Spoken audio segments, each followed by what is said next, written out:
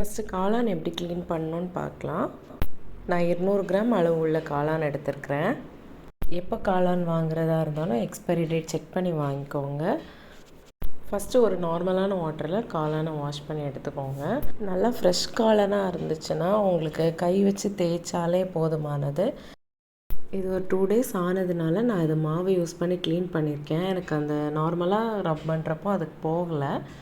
நான் இடியாப்ப மாவு இதில் யூஸ் பண்ணியிருக்கேன். நீங்கள் மைதா மாவோ கோதுமை மாவோ எதுனாலுமே யூஸ் பண்ணிக்கலாம். லைட்டாக அந்த மாவு போட்டு அது மேலே ரப் பண்ணி எடுத்தீங்கனாலே நல்லாவே ஓரளவு அந்த கலர் சேஞ்ச் உங்களுக்கு தெரியும். இதே மாதிரி எல்லாமே க்ளீன் பண்ணி எடுத்துக்கோங்க. அடுத்து இன்னொரு தண்ணி மாற்றிட்டு அதில் ஒரு ½ லெமன் பிழிஞ்சு கொடுத்துக்கோங்க. அப்படியே ஒரு 2 to 5 மினிட்ஸ் விட்டுருங்க. அதுக்கப்புறமா இன்னொரு தண்ணி வெதுவெதுப்பான கொஞ்சம் தண்ணியில் லைட்டாக ஒரு வாட்டி போட்டு க்ளீன் பண்ணி எடுத்துக்கோங்க. அவ்வளோதான், காளான் சூப்பராக க்ளீன் ஆயிரும். இப்போ வாங்க காளான் பொரியல் எப்படி பண்ணலான்ட்டு பார்க்கலாம். ஒரு கடாய் எடுத்துக்கோங்க. அதில் கொஞ்சமாக எண்ணெய் விட்டுக்கோங்க. எண்ணெய் நல்லா சூடானதும் அதில் 1/2 டீஸ்பூன் கடுகு ஆட் பண்ணிக்கோங்க. கூடவே 1/2 டீஸ்பூன் உளுத்தப்பருப்பு ஆட் பண்ணிக்கோங்க. கொஞ்சமாக கருவேப்பிலையும் 2 வரமிளகாவும் ஆட் பண்ணிக்கோங்க.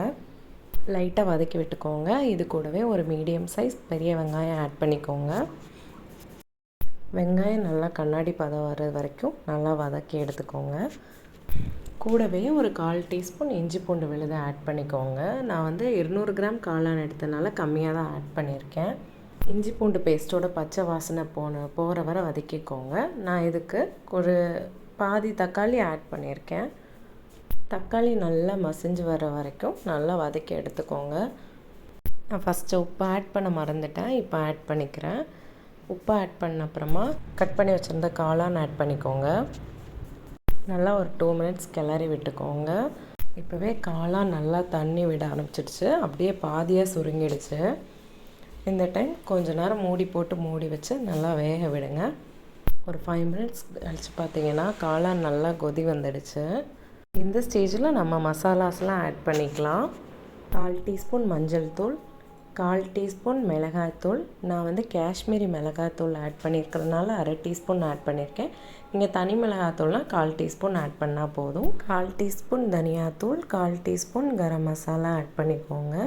இது ஒரு 2 நிமிஷம் நல்லா மசாலா எல்லா இடமும் பிடிக்கிற மாதிரி கிளறி விட்டுக்கோங்க. காளான்லாம் ஒரு பக்கமாக வதக்கி வச்சுட்டு கொஞ்சமாக எண்ணெய் ஆட் பண்ணிக்கோங்க. ஒரு முட்டை இதில் உடச்சி ஊற்றிக்கோங்க.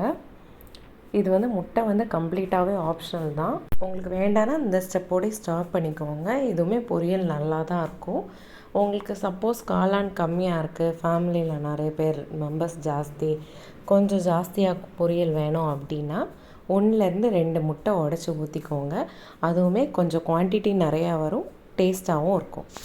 முட்டை நல்லா மஷ்ரூம் கூட மிக்ஸ் ஆகிற மாதிரி நல்லா கிளறி கொடுத்துட்டு ஃபைனலாக மிளகுத்தூளும் மல்லித்தலையும் ஆட் பண்ணி ஸ்டவ் ஆஃப் பண்ணிக்கோங்க. இதே மிக்ஸை நீங்கள் ரைஸில் கூட ஆட் பண்ணி மஷ்ரூம் வெரைட்டி ரைஸ் மாதிரி கூட குழந்தைங்களுக்கு கொடுத்து விடலாம். ரொம்பவே விரும்பி சாப்பிடுவாங்க, டேஸ்ட்டாகவும் இருக்கும். வீடியோ பிடிச்சிருந்தா மறக்காமல் லைக் பண்ணுங்கள், சப்ஸ்கிரைப் பண்ணுங்கள். தேங்க்யூ ஃபார் வாட்சிங். Have a great day.